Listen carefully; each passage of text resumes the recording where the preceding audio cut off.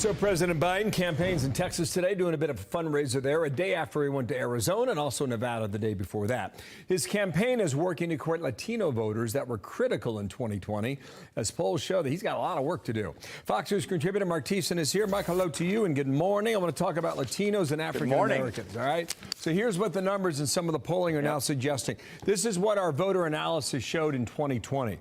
He won Latinos by a whopping 30 points, right? 63-35. Yep. Today, some polling suggests that that's a 7-point difference, Mark. In addition now, you've got African Americans, okay? African Americans, Biden won with 83% of the votes. And polling suggests he's got 55% of the vote, a difference of 28%. That is substantial. If these numbers are right, Joe Biden does not get a second term. Tell me I'm wrong.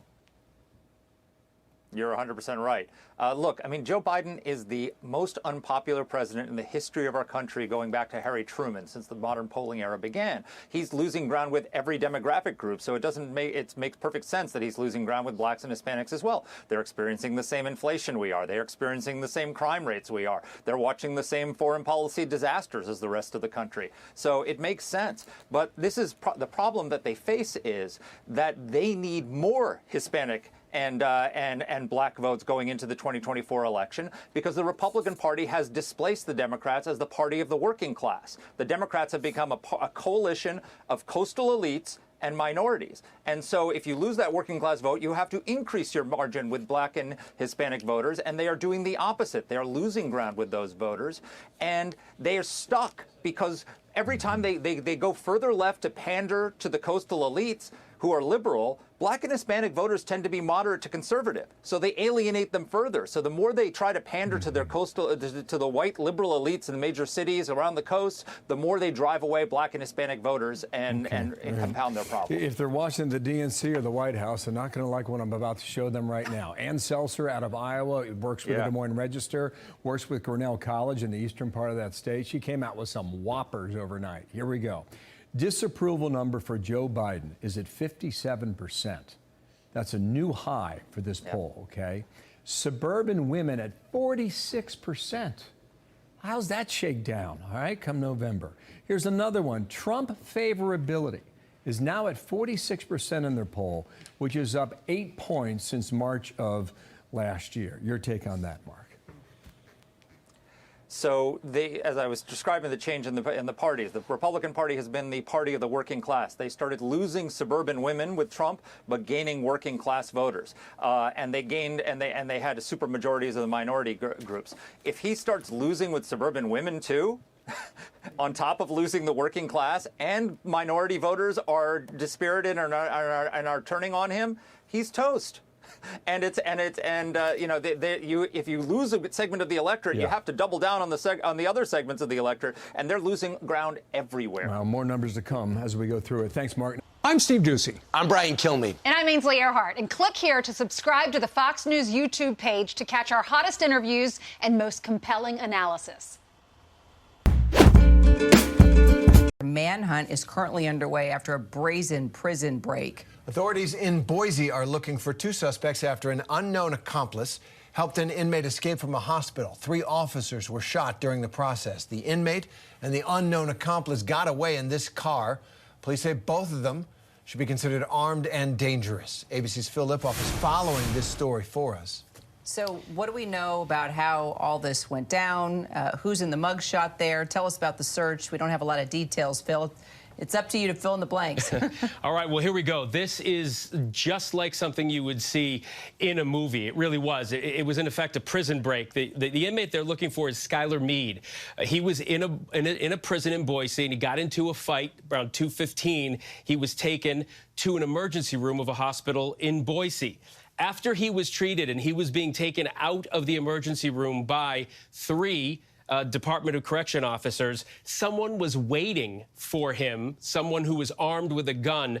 There was a shootout. 2 of the Department of Correction officers were shot. One of them is in critical but stable condition. The other one has non-life-threatening injuries. They don't know if bullets hit them or shrapnel hit them. It was very confusing.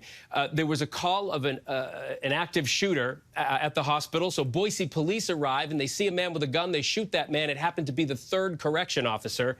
He's doing okay, non-life-threatening injuries, but the inmate and the person who sort of broke him out of jail are still on the run at this hour. And yeah, they have a weapon and they've used it, so they are considered armed and dangerous. Armed and dangerous. And what were they? What was the inmate in for? What do they know about this inmate, his past, the crime he committed? All right, well, Skylar Meade has been in jail since 2016. He was serving a 20-year term. He was going to get out in 2036. Obviously, that will change now. He had been there for aggravated battery of a law enforcement officer with a firearm enhancement. There were some other controlled substances and felony possession issues. So he's got a lengthy rap sheet, and he was actually serving time for, the assault of a police officer with a firearm. And then this happens. We don't know who that person is who had the gun at the ER who broke him out, but no doubt police are looking for them right now. There was a press conference going on right now. Those are the details that we have at this hour. But this man, This was a crazy situation. Wow. Well, we'll track it, and they always find him at some point. Yeah, they do. Fingers crossed. Phil Lipoff, thank you. We're here in AOC's neighborhood where people are pretty fired up about it being like a third world country. They're complaining about prostitutes roaming the streets. They're complaining about illegal street vendors. So we're going to go ask people, how bad is it here?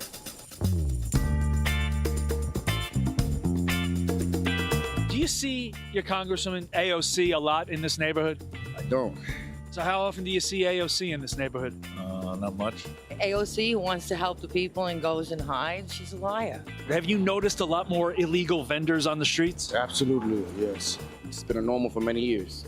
Many years.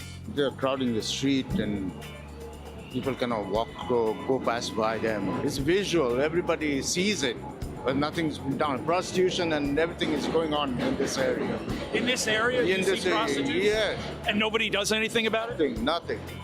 I would like to see all of DC provide more support to the cities that are dealing with the migrant influxes. Does it seem like in some ways and on some days, this is like a third world country? Sad to say, but it's slowly getting there. It's slowly getting there. And look, that's what we were able to see around 8 a.m. in the morning on a very cold morning. So imagine that neighborhood, what it looks like on nights, weekends, when it's warm out, when there are people out. We're following the story all morning long on Fox and Friends. Rachel Campos Duffy was also in that neighborhood, spoke Spanish to some of the locals. Obviously, I don't speak Spanish very well, so I couldn't communicate. You're going to want to stick around for that. It's an important story. We need to be, because there's so many people in this neighborhood that are legal immigrants doing it the right way, and the stuff that they need to deal with, to suffer through, just to have their slice of the American dream, it's not fair, and that's never talked about. Very good point. I'm Steve Doocy. I'm Brian Kilmeade. And I'm Ainsley Earhart. And click here to subscribe to the Fox News YouTube page to catch our hottest interviews and most compelling analysis. Now, the European Union's foreign policy chief, Josep Borrell, has promised that the bloc takes 90% of revenues from Russian assets frozen in Europe and transfers them to buy weapons for Ukraine.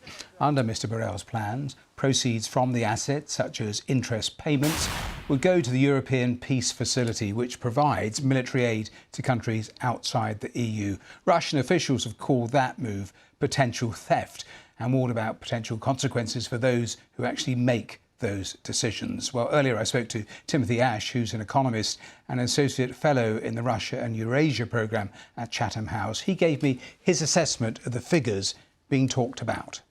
It's 3 to 4 billion euros a year. The total amount of assets, Russian assets, frozen in Western jurisdictions is about $330 billion. That's cash. That's Russian government cash in Western jurisdictions. The cost to fund Ukraine annually is about $100 billion a year. Unfortunately, $61 billion is stuck in the US House of Congress. There's a massive hole in terms of Ukraine's financing. Western governments should really allocate the underlying assets. That's the $300 billion, which would help Ukraine meet that financing gap, fund its military needs. It will be able to buy the weapons it needs to defend itself and ensure victory. So, this is not really a success, I think, from the Europeans. It's a big fudge. I know you describe it as a fudge, but if they were to cross that line, is there anything that really stops them going much further, as you suggest? Well, it's been done before. Remember, the first Gulf War, Iraqi central bank assets were seized by the international community and were allocated to Kuwait. Also, Afghani central bank reserves were done. There is a sovereign state immunity defence, but actually the argument against is a countermeasures argument that sovereign immunity only counts when that country is acting according to international law. Russia clearly isn't. It's invaded Ukraine, it's committed war crimes, probably genocide. The moral national defence and I think economic argument for actually seizing the assets and giving them to Ukraine is pretty strong, I would argue. Yes. I mean, in terms of Moscow and Vladimir Putin, Moscow has already called it theft, the act of bandits, breaching international law, all of that you would expect to come from the Kremlin. But are there actually any practical obstacles that actually would prevent this happening? Well, not really. It's political will, ultimately. I mean, laws are made by politicians. Our governments want to do it. Unfortunately, at the moment, what's happening is that $100 billion bill is essentially being paid by Western taxpayers, where Russian taxpayers' money is stuck in Western banks, but our governments are not willing to actually go after it. They rather spend Western taxpayers' money than actually spend Russian taxpayers' money, which I would think should be a political scandal in Western countries. But, politicians are sweeping this all under the carpet. I've only got about 40 seconds left, if you would, so briefly, the impact on Russia if they were to do this, because these are assets that have been frozen now for 2 years, so they have lived without this money. So does it have any significant impact in terms of Russia itself, do you think? Well, actually, the more interesting question is what happens if we don't do it for Ukraine. If we don't give Ukraine this money, it doesn't have the money to fund its own defence, loses the war, and the impact on Europe of tens of millions of Ukrainians fleeing west, the fact that we'll have to spend a lot more on our own defence, probably 1 to 2 percentage points of GDP, that's hundreds of billions of dollars annually extra, and it will create huge social, political instability in Europe. So that's, I think, the most important point. Timothy Ash talking to me a little earlier on the programme. It wasn't just Trump's campaign chairman who went to prison. Trump's campaign vice chairman, Rick Gates, was also charged and convicted and sentenced to prison. Trump advisor and campaign aide Roger Stone was charged and convicted and sentenced to prison. Trump White House National Security Advisor Michael Flynn was charged and convicted. Trump's campaign advisor George Papadopoulos was charged and convicted and sentenced to prison. The Trump Organization CFO Alan Weisselberg was charged and convicted and sentenced to prison. Trump's chief strategist Steve Bannon was charged with wire fraud and money laundering. He's been sentenced to prison pending appeal for defying a subpoena. Trump's business was itself found guilty of tax fraud. 2 Trump lawyers, Kenneth Chesbrough and Sidney Powell, have pled guilty to election-related crimes. And now tomorrow, another one of Trump's White House advisors, Peter